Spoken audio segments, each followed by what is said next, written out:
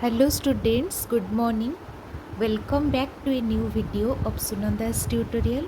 In this video, we will discuss about replication in prokaryote. DNA replication in prokaryotes. Prokaryote means suppose bacteria. We will discuss about Escherichia coli. So in each bacteria, there is slight different process of this replication. So here we will study about E. coli bacteria.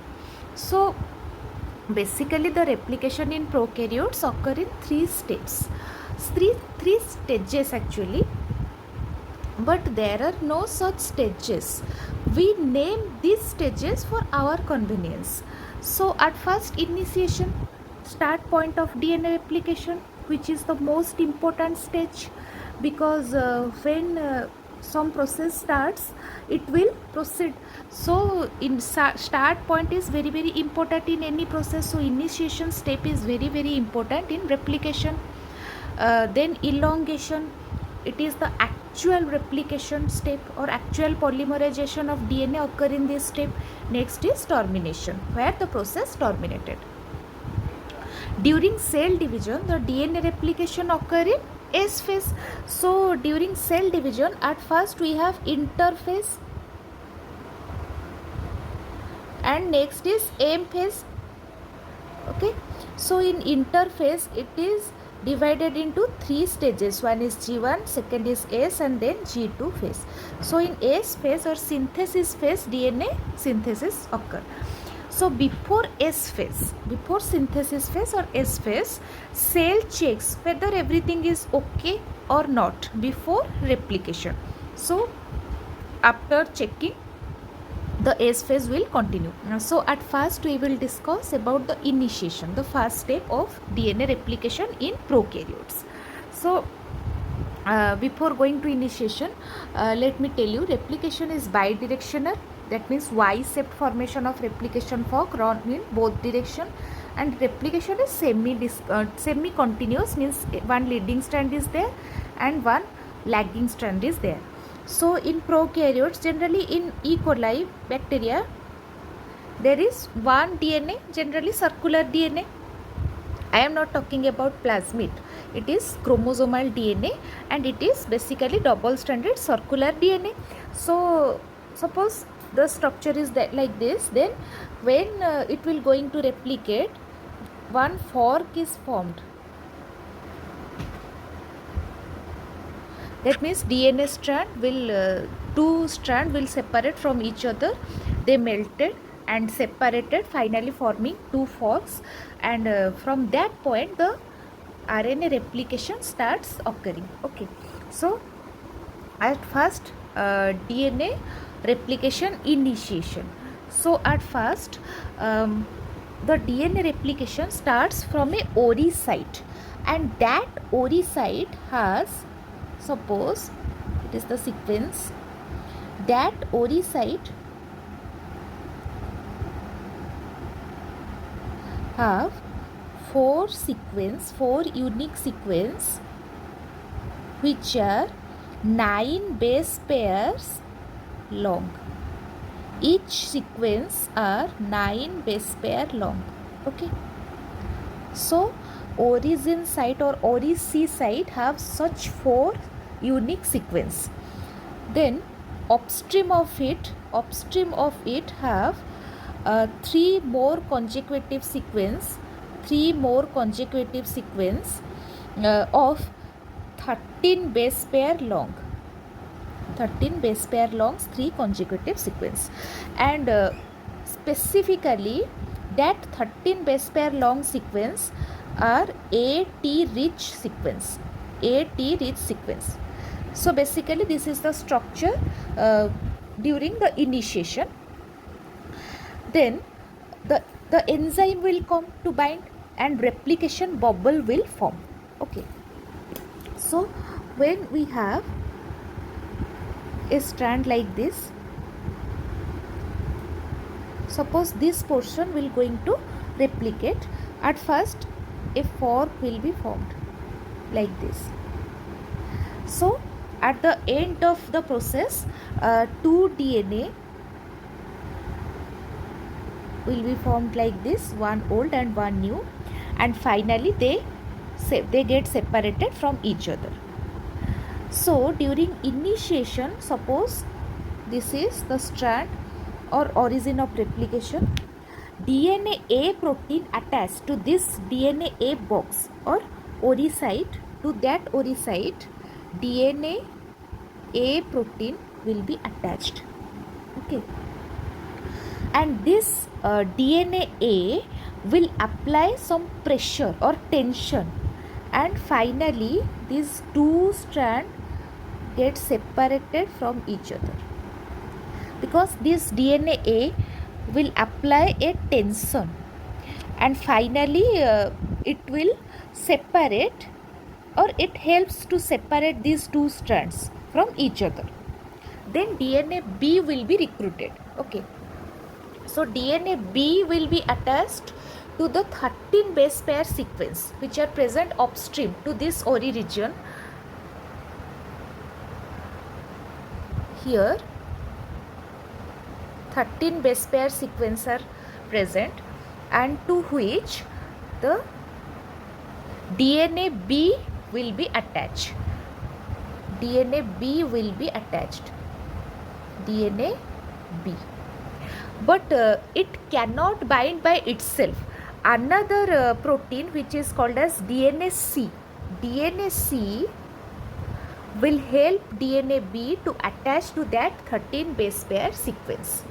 So it forms total DNA A, DNA B, DNA C, all these forms a complex of proteins, and as this complex protein moves, it will break the hydrogen bonds of two DNA strands and separating two strands from each other. So the overall scenario or overall picture is like this.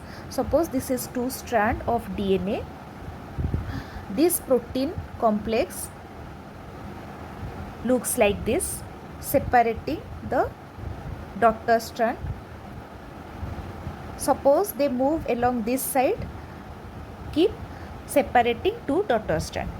Then SSB protein complex will bind at this stage.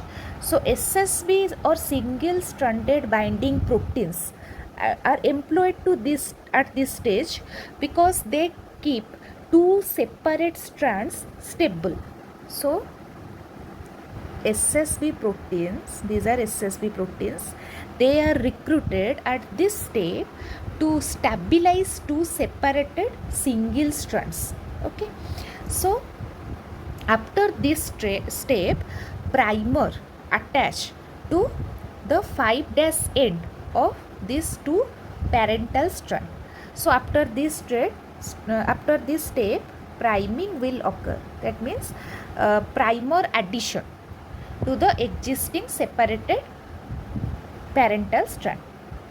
So during priming, RNA polymerase is employed. RNA polymerase is employed, and RNA polymerase is employed by another protein called as DNA G. DNA G act as primase, and this primer is nothing but some ribonucleotides. Some ribonucleotides act as primer. So it will initiate the process of elongation. Then on that primer, DNA polymerase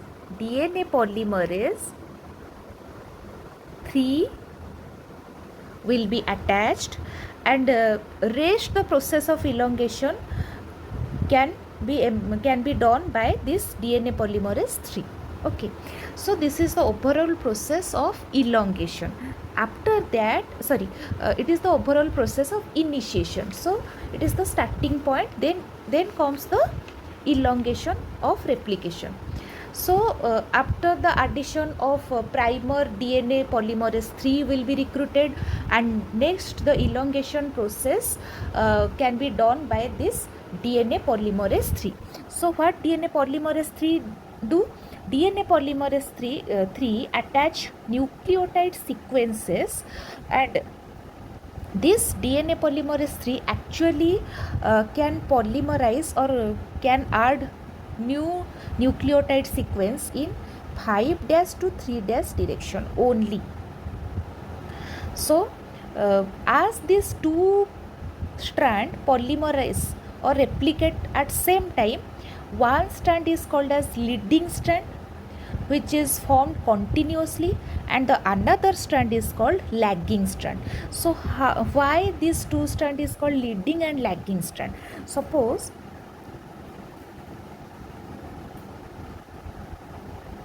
this is two strand, one is 5' to 3', another from 3' to 5'. So primer always attach to this terminal part.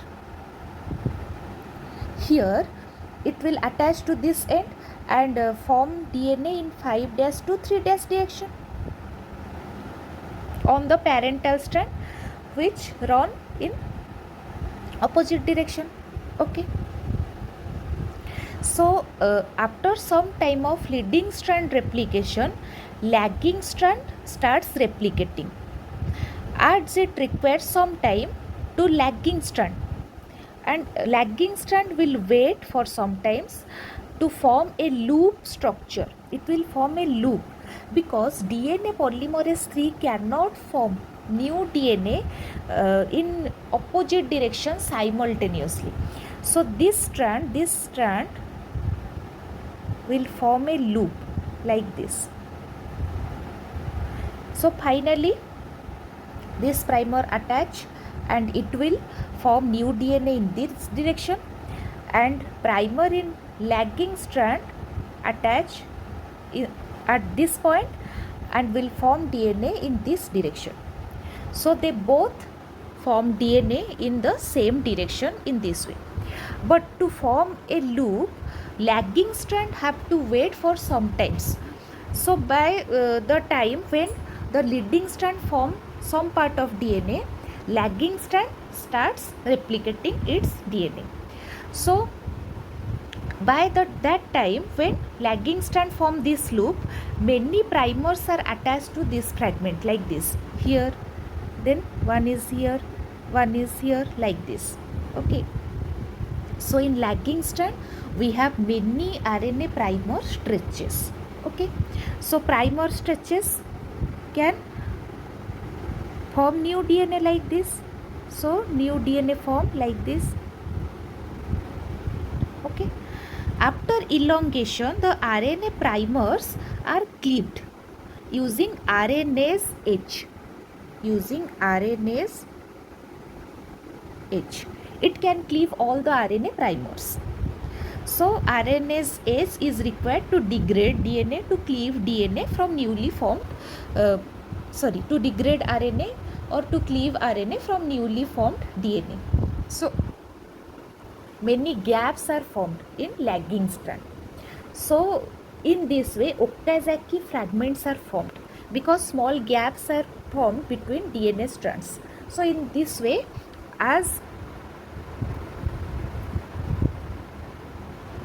suppose this is two strand, one strand is continuously formed like this, and in another strand there are many fragments like this, and ultimately these primers are cleaved using this RNase H. In case of leading strand, it have only one primer and it will be cleaved by RNase S, but in lagging strand we have many primers, so we have to cleave all of them. So after the process of cleaving, we have only DNA segments or fragments, and which are discontinuously present. So that is called as lagging strand. Okay. So next step is to fill that gap, and that gap is to be filled with DNA sequence, and DNA ligase will join all those DNA strands or DNA fragments. So after that the whole process will be terminated. So the termination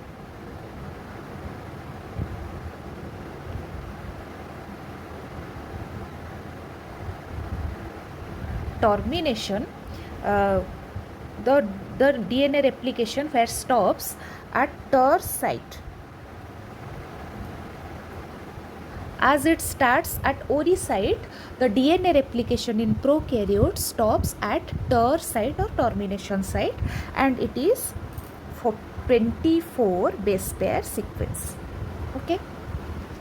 So at TER site, one protein called TOS protein is recruited, and this protein utilizes TER sequence to stop the overall replication, and it can stop the replication fork moving.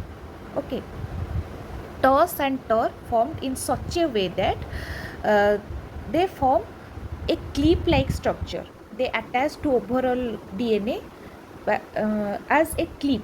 Okay, so it can stop or it can terminate the whole process. So it is the overall process of DNA replication in prokaryotes. So finally, from this circular double-stranded DNA, another circular double-stranded DNA will be formed, and finally they separated from each other. They get separated from each other. Okay, so from one circular double-stranded DNA, two daughter double-stranded circular DNAs will be formed in this way of DNA replication in prokaryotes. I hope you really enjoyed this session and get benefit from it, and if you liked it, please hit the like button, please share with your other friends, and subscribe to my channel Sunanda's Tutorial. Thank you.